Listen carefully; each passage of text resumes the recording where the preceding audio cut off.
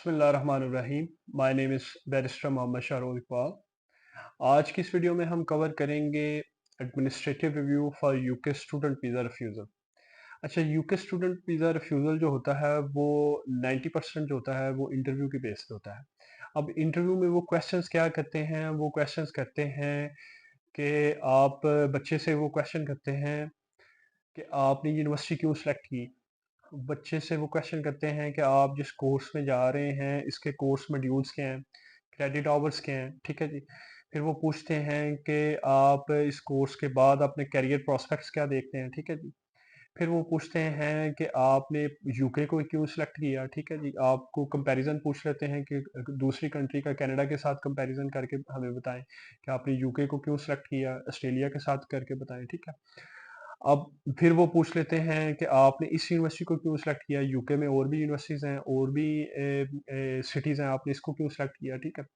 अब होता क्या है कि अमूमन कौन से बच्चे जो हैं वो इंटरव्यू क्लियर नहीं कर पाते। अमूमन जिन लोगों ने लैंग्वेज सेट ऑनलाइन या ऑक्सफोर्ड ईएलटी की बेस पे एडमिशन सिक्योर किया होता है और जिन्होंने यूनिवर्सिटी का जो होता है वो प्री रिकॉर्डेड इंटरव्यू जो होता है वो सबमिट करवाया होता है, इस तरीके से उन्होंने यूनिवर्सिटी में कैश जो है वो सिक्योर किया होता है, ठीक है।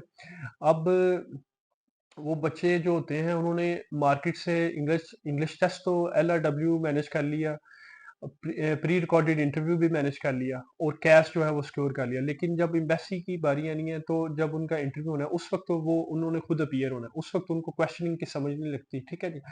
अब जो है इसको इस तरह काउंटर करते हैं कि इसको बोलते हैं कि आप इंटरव्यू नर्व एक चीज होती है लीगल टर्मिनोलॉजी में, जिसमें बोलते हैं कि एक केस ऑफिसर जो है वो एक वीज़ा जो है वो सिर्फ इस बेस पे रिजेक्ट नहीं कर सकता कि जो एक एप्लीकेंट है उसके इंटरव्यू के दौरान जो क्वेश्चंस के आंसर थे वो उसको सेटिस्फाई नहीं कर सके, ठीक है जी। अब फर्ज करें आप एक इंटेरोगेटिंग पोजीशन में बैठे हैं और नेक्स्ट बंदा जो है वो आपसे क्वेश्चनिंग कर रहा है और क्वेश्चनिंग ऑन द स्पॉट जो है वो आपके जेन में उसका आंसर नहीं होता या आप डिटेल में नहीं बता पाते या आप थोड़ा मिस लीडिंग बता देते हैं, ठीक है जी। तो वो क्वेश्चन जो है वो जो आंसर है वो अल्टीमेटली आपकी पूरी प्रोफाइल को, पूरी एप्लीकेशन को जो है वो अंडरमाइन नहीं करता, ठीक है जी। अब आपने जैसे भी इंग्लिश टेस्ट मैनेज किया लेकिन आपने इंग्लिश प्रोफिशिएंसी को जो है वो उनके अप्रूव किया और साथ इंग्लिश टेस्ट को एक्सेप्ट किया और यूनिवर्सिटी ने उस इंग्लिश टेस्ट की बेस पे आपको कैश दिया, ठीक है जी। वो इट डजेंट मैटर, वो क्योंकि बात हो चुकी कि आपने कैसे मैनेज किया, वो डेट्स अ रियलिटी। लेकिन on the face of it आपने इंग्लिश प्रोफिशिएंसी रिक्वायरमेंट मीट कर दी, उसके मुताबिक जो है वो आप नेक्स्ट यूके में पढ़ने जा रहे हैं तो आप कम्युनिकेशन स्किल्स के लेवल पे जो इंग्लिश की रिक्वायरमेंट है वो आप उसको मीट कर रहे हैं, ठीक है। अब फर्दर आ जाते हैं, फर्दर आप की जो प्रीवियस क्वालिफिकेशन है वो आप जिसमें फर्दर क्वालिफिकेशन में जा रहे हैं वो उसको टैली करती है, ठीक है जी। इस तरह आप उसको भी मीट कर जाते हैं।